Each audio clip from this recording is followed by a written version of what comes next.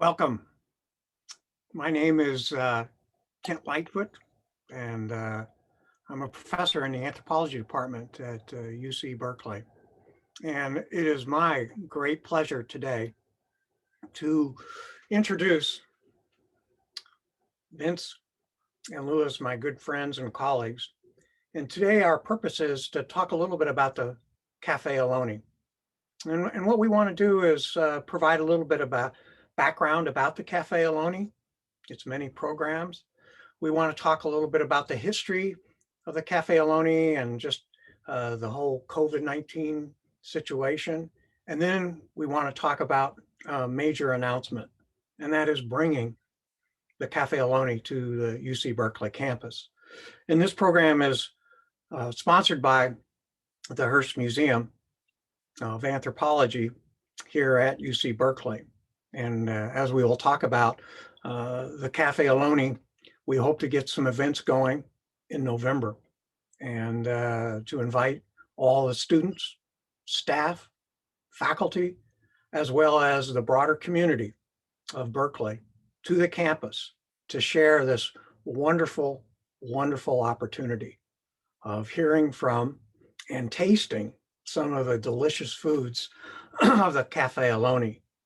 But I think this is a really fantastic opportunity for the campus because not only can we consume these delectable homegrown foods, but we can hear from native experts about Ohlone foodways and culture. And we can learn about the past, present, and future of Ohlone people. And there will be speakers and there will be participation. And I really think this is a fantastic moment in terms of our campus. So I know that we're, Louis and Vince are going to give a land acknowledgement. But what I want to do now is just turn it over to Louis and Vince, and maybe to provide a little bit of background about the Cafe Ohlone and where they're going in the future and coming to UC Berkeley. So Vince and Louis, why don't you take it over? Makis Horshe, Makin Kent, we'd like to thank you for that introduction, as well as our team that we've been working with together at the Hearst Museum. Of course, Katie Fleming, we want to acknowledge her role in this as well. We also would like to take a moment to acknowledge May Kanki, as well as Lauren Croyce, and also we'd like to acknowledge Pilar Jefferson.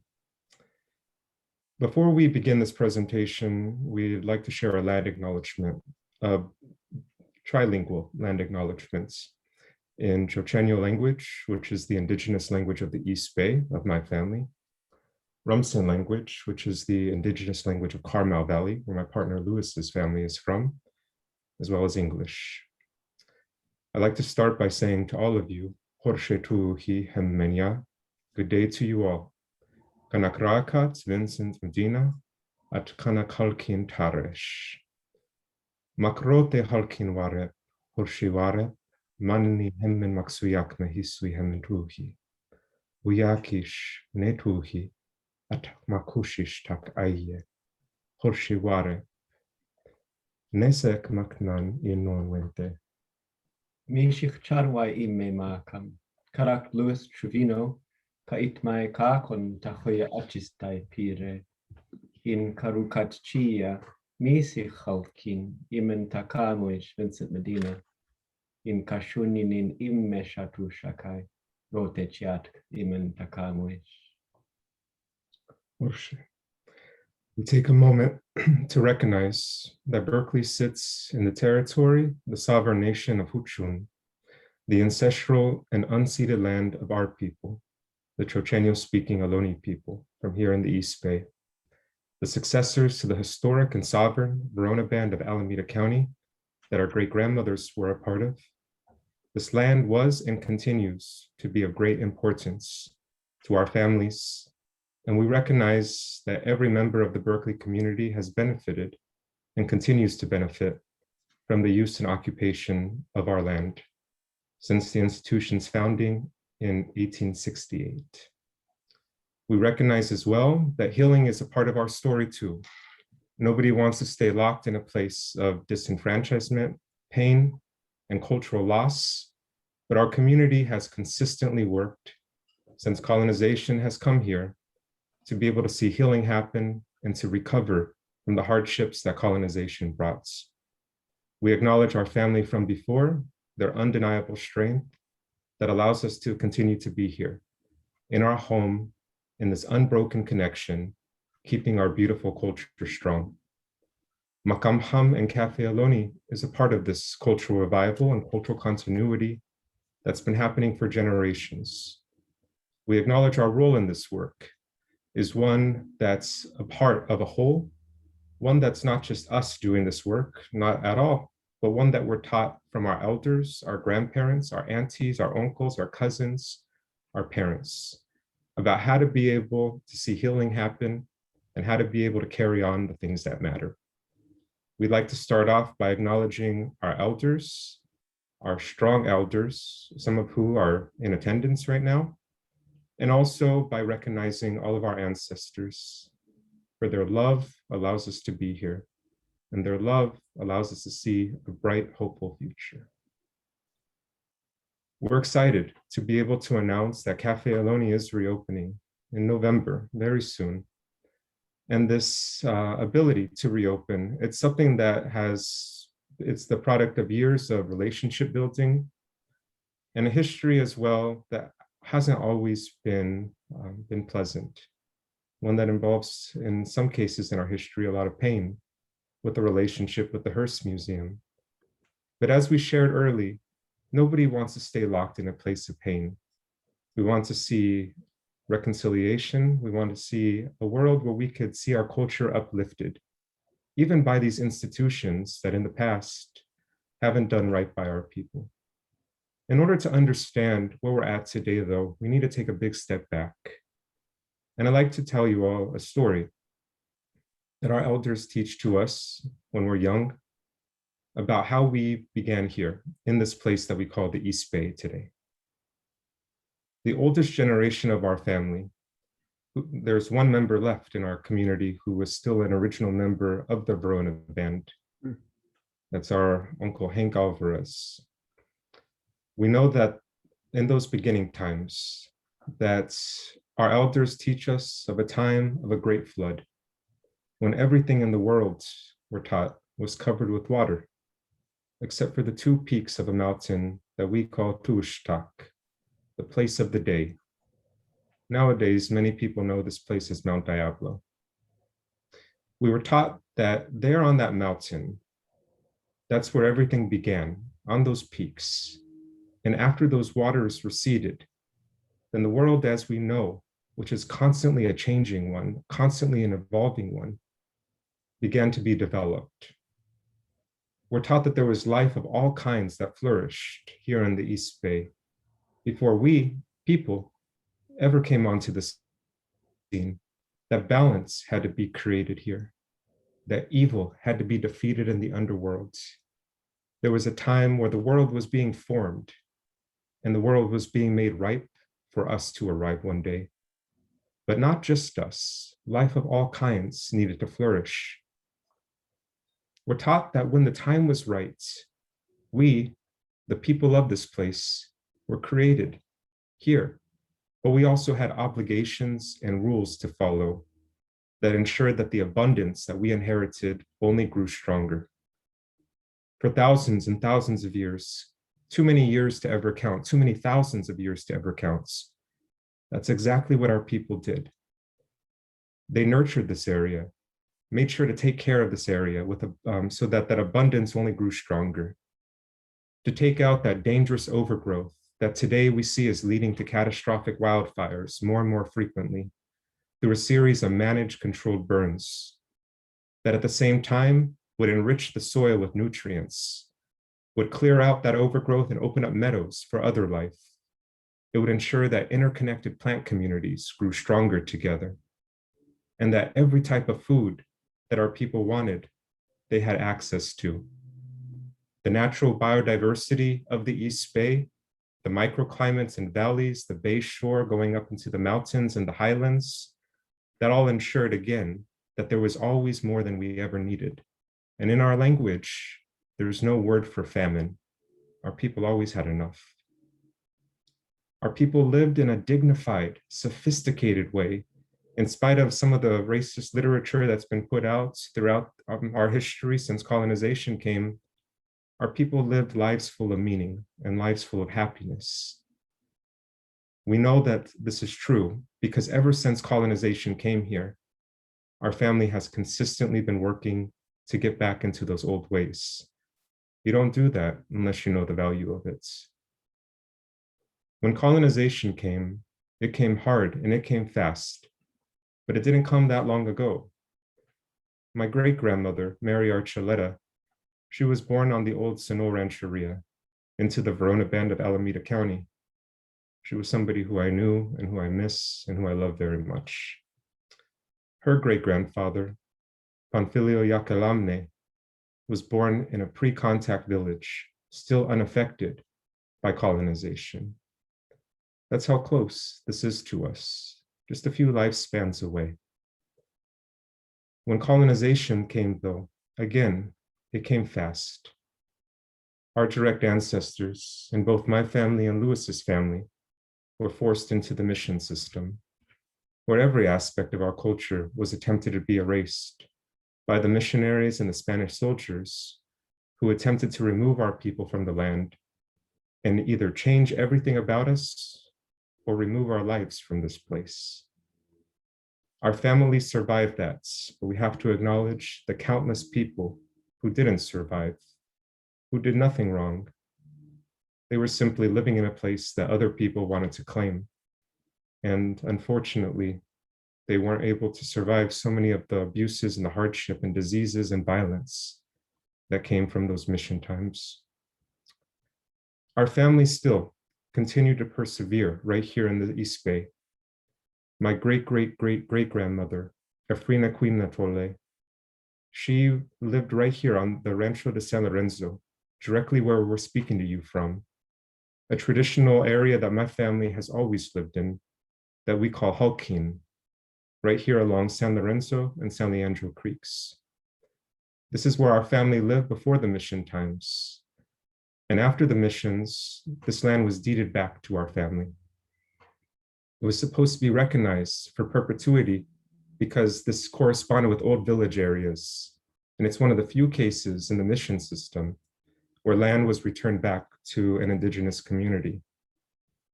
When Americans came in the 1840s, very quickly, they saw that this was recognized as Indian land. And immediately they named the area Squattersville. They walled off San Lorenzo Creek so that our people couldn't access water anymore. And at the same time, they were empowered with violent racist laws that enabled genocide to legally occur here in California. The very first American governor of California, named Peter Burnett, said in 1852 that there has to be a war of extermination against the Indian race until the race becomes extinct. Peter Burnett's words were backed up by millions of dollars. Today, that would correspond to billions of dollars for the sole purpose of massacring people in our community, California Indian people, in a genocide that only 2 years ago was recognized by Governor Newsom. During this time, our family was disenfranchised within our own home, still staying here in San Lorenzo as long as possible. But when that violence became harder, our family went to Sonora, where it was more isolated, and those deep canyons protected our family from some of the worst of the violence that occurred to others in our community and our relatives throughout California.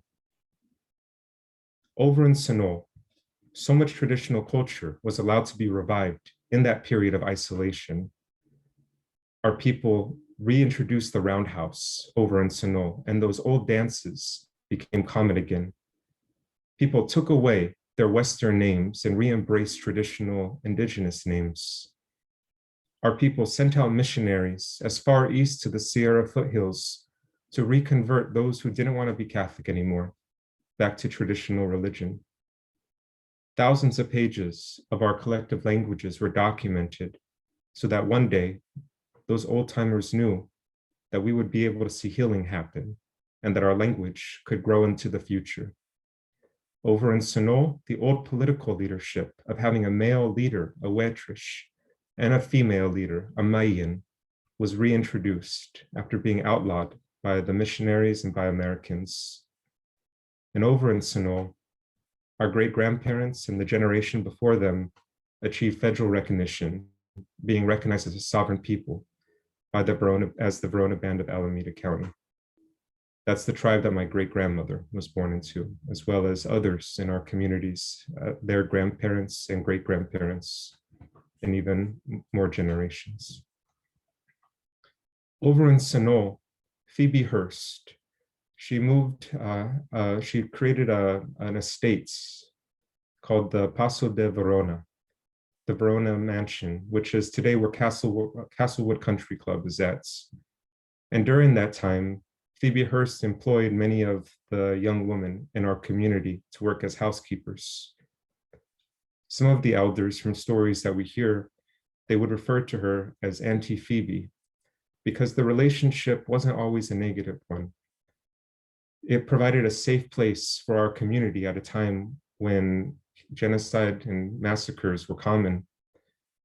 And it also provided some economic opportunity. But when we look at this in a fuller way, Phoebe Hearst was living in a decadent mansion where our people were the ones there that were cleaning up her mess.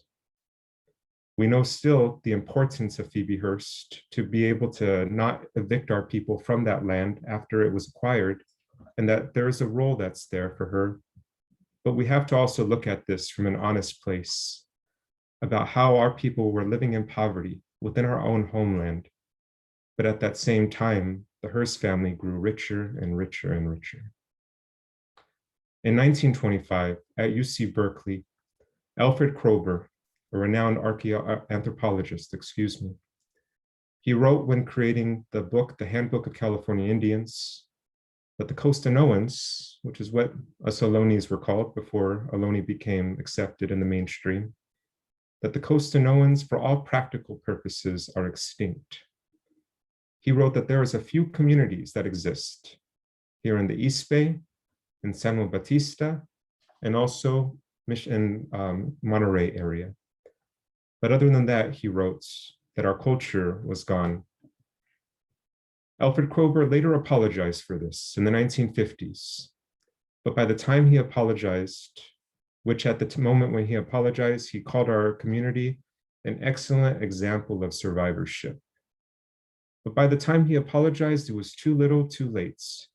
Because 2 years after he wrote that passage in 1925, an agent from the Bureau of Indian Affairs, from the Sacramento office, wrote that the Verona Band of Alameda County is in no need of land. Immediately after he wrote that passage, our family had the federal recognition that provided some safety taken away. And during that time in 1927, our family was forced into a society that was still racist and still had anti-Indigenous bias all around. Our great-grandparents lived through this. They had to find ways to survive, still be able to stay here in our home without leaving, but they did so successfully. They worked hard. My great-grandmother, she worked hard picking prunes down in San Jose, working to wash white people's clothes because that was one of the few jobs available for Indian women. But they did it with their dignity intact, and they stayed here in our home, never leaving. During this time of disenfranchisement, we know as well that during this time, the university went and removed so much of our cultural inheritance and what needs to be left in the ground from those shell mounds here in the East Bay. Mortuary objects, finery, as well as people. An undeniable crime happened during that time when our people were removed from their cemeteries in the name of research. Today, this is beginning to be healed. But we also have to acknowledge that damage, aspects of that, they're even hard to talk about today when we think about our own family being removed from those cemeteries in the name of scientific research. We know that reconciliation is important, but we know it's important to be honest about what occurred and the wrong that was done in the past. This occurred during the moments of disenfranchisement for our community, when we didn't have the ability to be heard by those in decision-making capabilities, so that those shell mounds and that those cemeteries of those generations before us could be respected. We know today we're in a much different place, but we also have to acknowledge that ever since these original hardships occurred, that our family has consistently been speaking out. The difference in this present day is that people are listening to us right now. And people are looking at what's happened in a lens of justice. In our history, there has always, within institutions, been individuals who have seen the wrong that's been done and wanted to do better. In the 1860s, throughout those old Harrington notes, one of my aunties is recorded in 1925, telling a story that she heard from the 1860s from her grandmother. Her name is Susanna Nichols. She's the sister of my great-great-great-grandmother, Avelina Cornatis Marine. Auntie Susanna, in 1925 in Niles, which is now surrounded by Fremont City, Auntie Susanna was recording to John Harrington some of those things that happened. She was recording our language, she was recording stories, she was recording jokes, she was also recording injustice because she wanted people to remember that. And she told a story about when she called the Americans, the white strangers. When they came here to the East Bay, she said they tried to run the people, our people, off the land. That's the exact phrase. But she said that her grandmother went to the very first police officer here in the East Bay and issued a formal complaint because this land was supposed to be recognized as ours.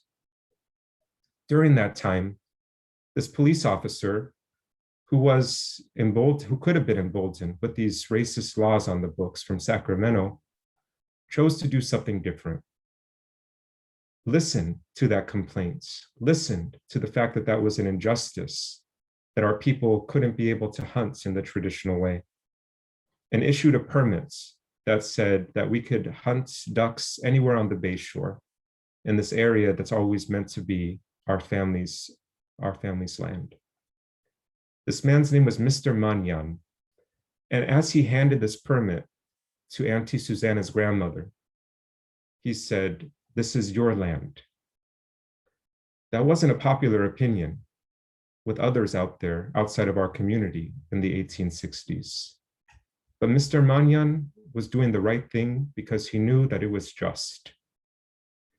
We think about some of the team that we're working with at UC Berkeley, and we want to acknowledge Kent in particular here, because I've interacted with Kent for over a decade now.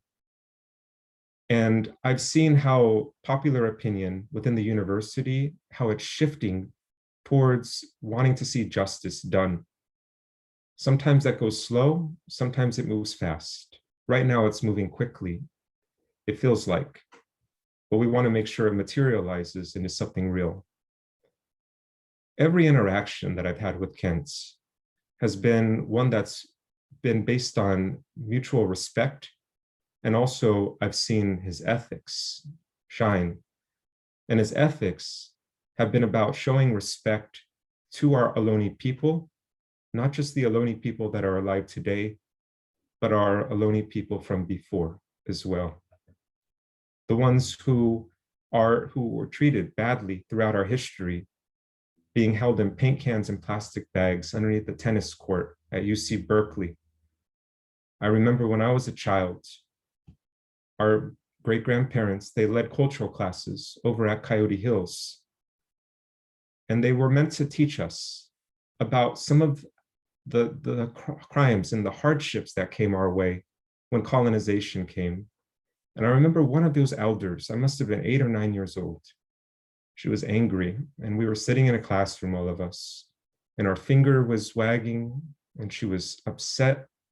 And she said, UC Berkeley is keeping our ancestors in paint cans and plastic bags underneath the tennis courts at UC Berkeley, and there's nothing we can do about it right now. At that time, in the early 90s, that was the truth. And at that time, there was so little that we could do to correct that.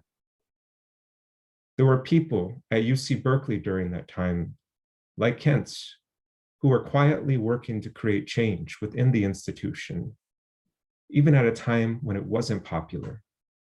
So we want to acknowledge as well that there's always good people in these institutions who are on our side.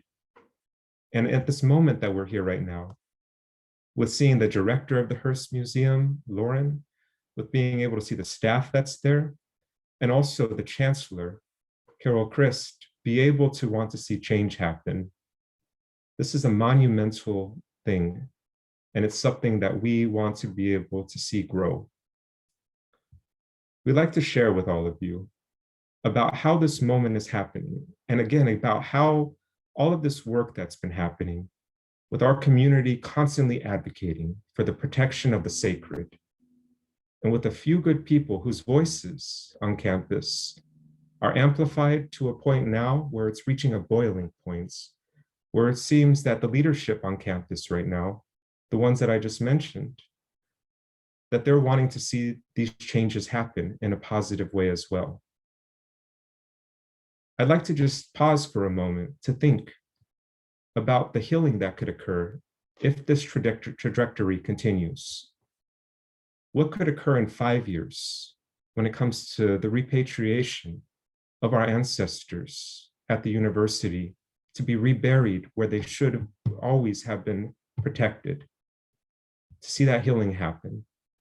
What would it look like to be able to develop relationships within the university so that we are able to bring in our story, not just to one area, but to be able to work with linguistics, to be able to see language grow stronger, to be able to work with Berkeley law, to see tribal sovereignty grow, to be able to work within city planning, to make sure to avoid sacred areas that our community reveres and respects, to be able to work with archaeology and anthropology so that we can be able to bring our concerns to the table and have those respected, to be able to work with Native American student development, to provide a space on campus for Native students, to be able to work with the chancellor so that this is always recognized as an Ohlone place, from the highest leaders, the highest places of leadership, all the way to departments on campus and individuals who are all on the same page about this undeniable fact.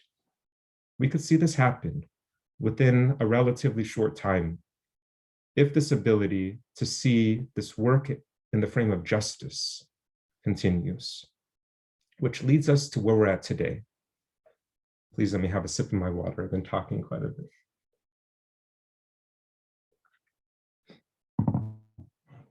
Which leads us to where we're at today with wanting to see a vision of Cafe Ohlone at the Hearst Museum as an extension of what we've done previously at University Press Books.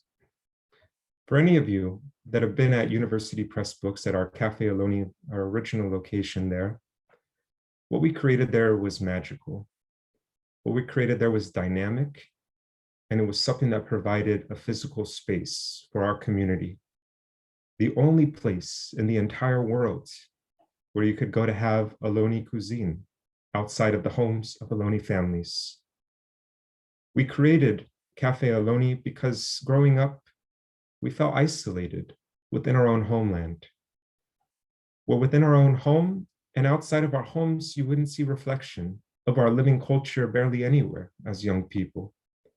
Of course, there was Ohlone College and a few things named after us, but in order to learn directly from Ohlone people, to eat our foods, to be able to learn about us, to be able to see our culture reflected on our terms, we didn't have that space. We have seen in the past about how healing could happen within our own eyes, in front of our own eyes. Within our lives, Louis and myself have seen our languages revived. We've seen our stories made new again. We've seen land stewardship practices come back. We've been able to see values strengthened, traditional religion strengthened. We've been able to see so much healing happen within our lives. And I'm not exactly a young man anymore, but I'm not exactly an elder either. So I've been able to see these things, and I'm grateful that I could see these things happen within the time that I've spent here on Earth. We have seen that there's ways to be able to have things that we didn't have growing up. And Cafe Ohlone, a vision of that, the one that for what we created at University Press Books, became exactly what we wanted it to be. A place where our community, our Ohlone people, could come to feel seen, to feel respected, where our elders could get dressed up to the nines and come out to Saturday night dinner and be able to sit at the head of the table, savoring our traditional foods. Also a place where we can be able to invite the public in, to teach them directly from our own voices about how beautiful our culture is, how living it is. And we believe that what that leads to is greater understanding and more people aligned with us and less people disrespecting the things that matter to us. At Cafe Ohlone at University Press Books, we had 3 meals a week. We had a tea hour every Tuesday where we served small bites and a series of locally gathered teas, as well as a DJ that would come, Melissa Archie, who's Akil Odom, who would come and play Indigenous music, as well as blues and oldies, music that we grew up with, that we heard our grandparents listening to. We would bring out traditional games, be able to have traditional stories being told, to teach them of how beautiful our culture is in action. Every Thursday from 1 to 3, we would have a seasonal lunchtime tasting with full plates that were never just tastings, but always these wonderful experiences to teach about seasonal Ohlone foods in a very accessible way. And then every other Saturday, we would have a formal dinner called Mur, which is an 11 to 12 course traditional Ohlone dinner of things like venison backstrap and mussels and clams and a kombu seaweed broth, our big Ohlone salads with watercress and local seeds, gathered nuts, native berries, our native teas, and then of course, being able to have our most traditional foods like acorn soup, bay nut truffles, tea-soaked quail eggs. And then every other Sunday, we would have our Sunwi Sunday brunch service, which would be a very lively brunch with a DJ that's there with multiple courses of brunch food coming out one after another. The pandemic, of course, changed all of that and how we're able to operate. We closed early in the pandemic before there was any statewide closure because we wanted to be safe and responsible and take this pandemic seriously, and we don't regret any of that. Before we closed, we went to our elders and we asked them what we should do, and they told us to close up because we're close together. And if any of you have been to Cafe Ohlone, we have a long communal redwood table. There was no space for social distancing. The oldest generation of our family, they survived the end of the Spanish flu. And so we wanted to listen to their wisdom and to know that there's ways that our community has developed to stay safe. One of those ways that our community stayed safe throughout the Spanish flu was by going inward and making sure that people were kept isolated to their own, which again is exactly social distancing. Immediately after the pandemic started, we went inward and we started doing food drop-offs for our elders so that they wouldn't leave home, that they could be safe. We immediately shifted our cultural classes to a virtual model. And today we're going to be on our 58th uninterrupted week of language class, which is just growing and soaring in massive ways right now.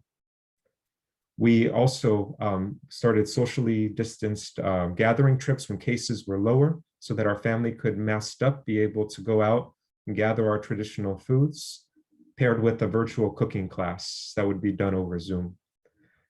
We've had beyond language, we've had cultural classes, basketry workshops, genealogy lessons, all of this happening virtually throughout the pandemic.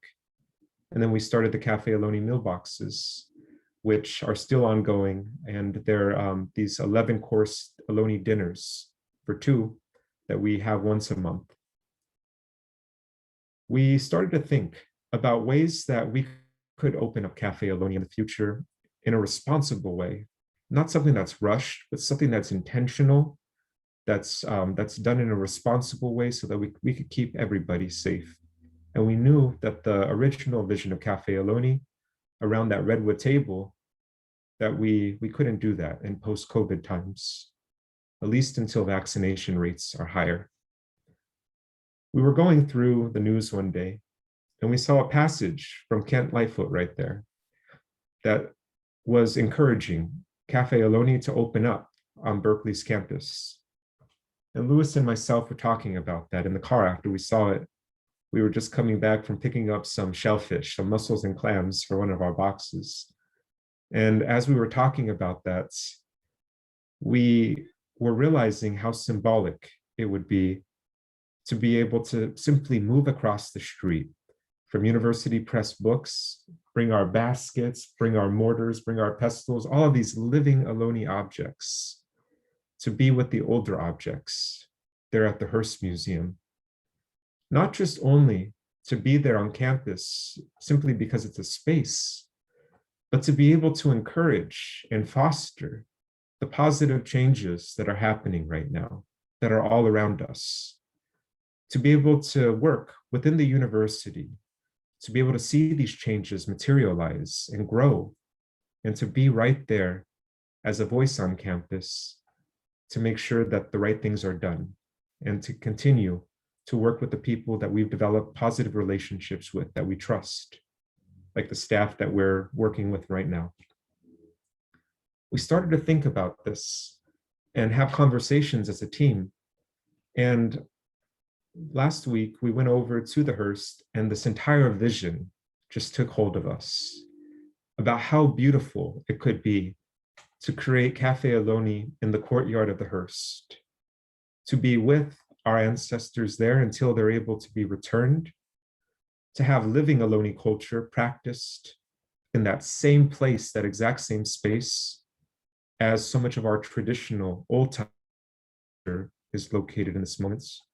And also to be able to convert that space, that courtyard, to something that's full, that's robust, that's full of flowering native plants, that has separate sections for socially distanced dining, and to be able to have a meal service that's similar to what we did at University Press Book be replicated in a modified way at the Hearst Museum courtyard.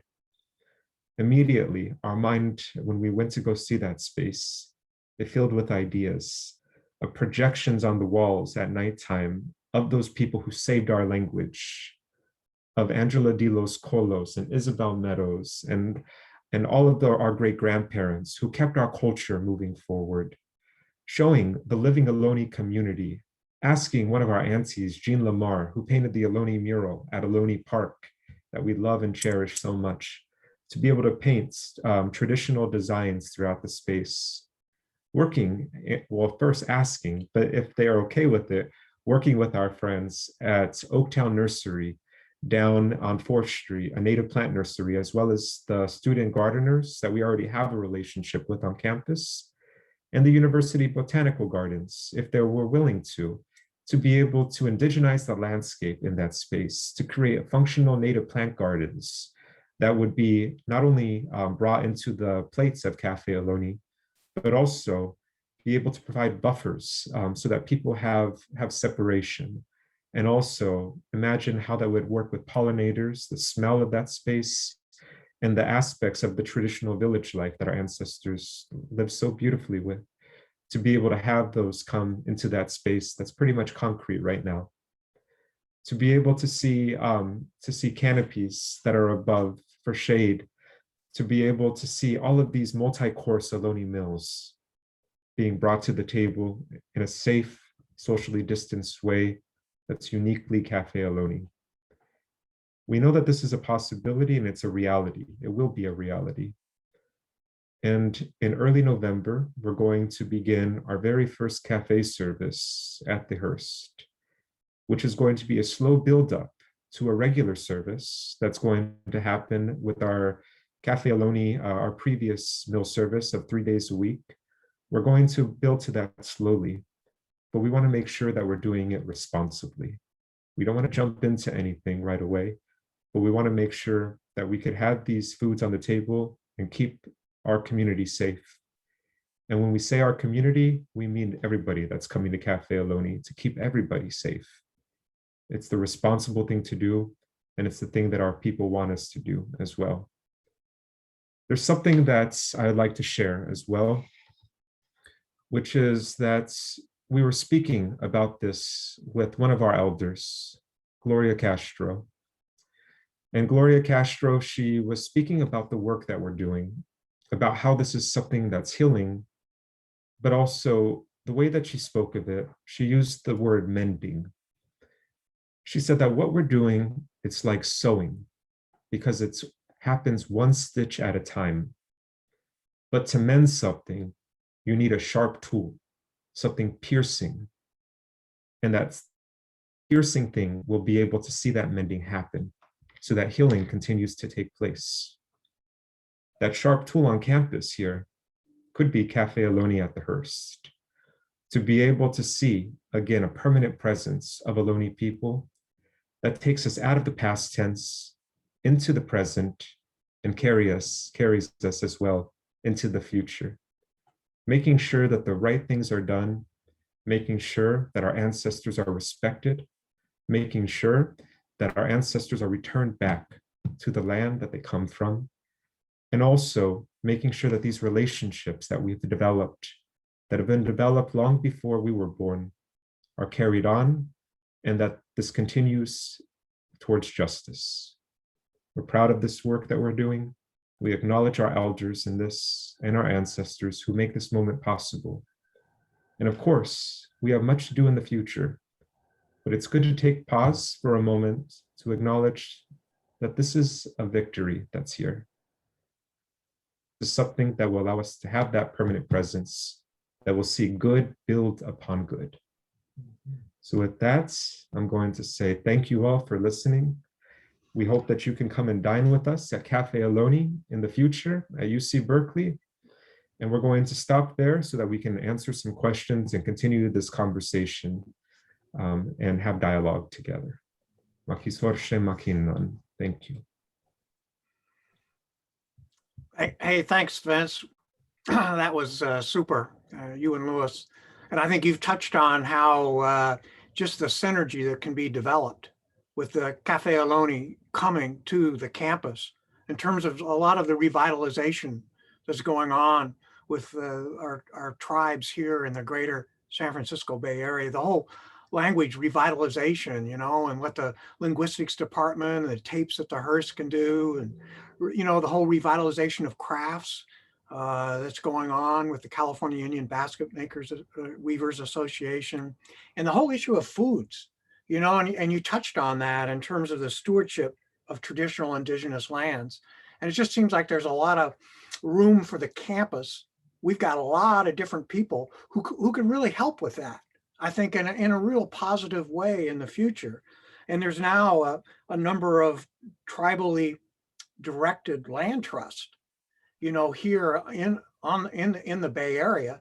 And I think the Sojaya Tay Land Trust and the Amamutsun Land Trust, and I know the Muwekma Ohlone tribe is also, I think, developing a land trust. And it's just something I think the university could really facilitate that in terms of bringing back cultural burning and a lot of these traditional stewardship practices, here in the Bay Area.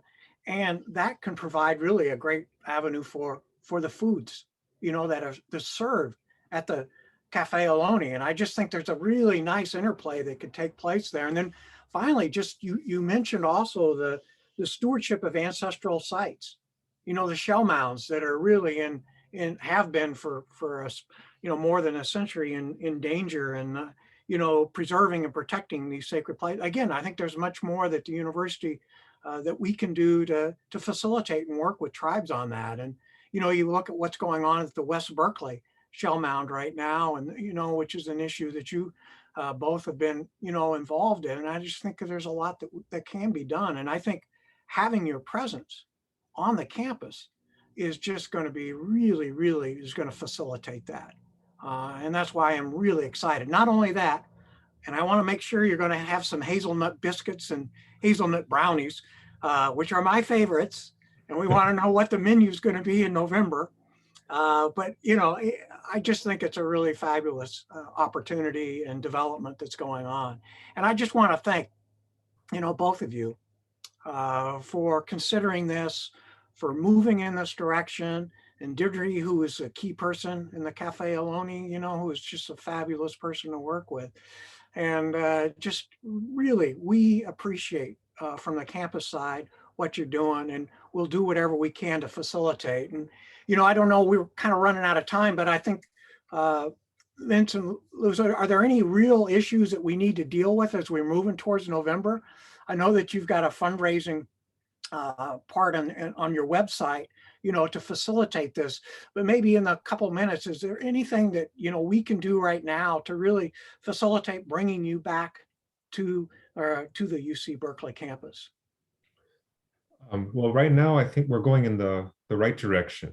And I would say the best thing to do is just continue to open up doors for this to be a reality, and also to make sure that that communication that we've been having and this mutual respect, that it continues. And with that, everything is falling into place very naturally, which reminds us of how it worked at University Press Books, which remind us that also we're doing things for the right reasons, and things will happen when they're meant to happen. And right now, we feel that they're going in the perfect direction. We have campus leadership on our side. We have the all of these different departments that are there, of course, that we've developed relationships with, that are excited about this project. And we know that funding will be an issue. So if for those who are willing and want to, we have a link on Cafe Ohlone's website for donations to be able to make an offering to this work. If you want to, no pressure though also. But we know it's going to be a success. It takes steps, and we have time right now to do it in a way that's correct and in a way that's going to be intentional and meaningful. Oh, that's great. Thanks, Vincent. I guess we're going to find out, Pilar and Katie, are there any things you guys want to ask in terms of Vincent Lewis before we sign off? Because I think we've only got a couple minutes. If there's any pressing questions that have been asked. You know, there's some fabulous questions that are coming up in the chat that I think probably are going to take more time than we have left to answer. So I'm just going to make sure that those get passed along. So hopefully we can answer them in another forum in the future, or they can be answered publicly in some way. But I just wanted to take a moment on behalf of myself and the Hearst Museum to say thank you for making space to have this conversation, to Vincent Lewis for bringing your ideas and your vision to the Hearst Museum, and to Kent for paving the way for these conversations to even happen.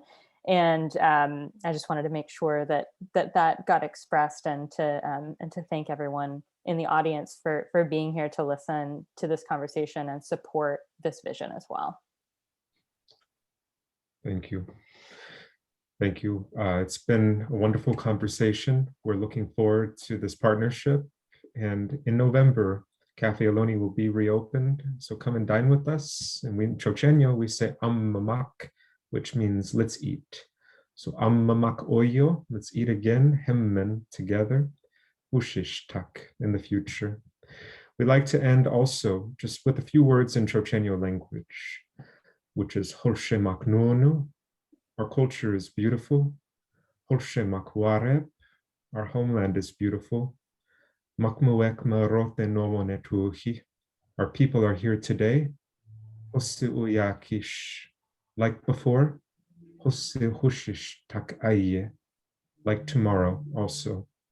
Thank you all for listening with such respect, with such care. Thank you all to our supporters for the constant love that you shared with all of us throughout this pandemic before.